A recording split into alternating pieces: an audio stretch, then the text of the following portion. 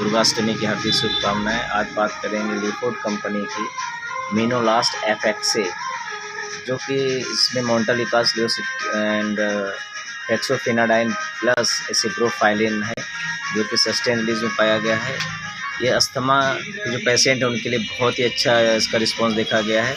Even sneezing, running nose और congestion, stiffness और ये में काफ़ी अच्छा इसका रिस्पॉन्स देखा गया है। ये क्या करता है कि जो एयर पैसेज को मसल्स को का टेक केयर करता है, ताकि इजीली टू ब्रीथ ले सकें।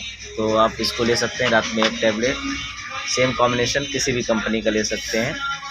एंड अस्थमा के लिए बहुत ही अच्छा रिस्पॉन्स है मिनोलास्ट FX से। Thank you.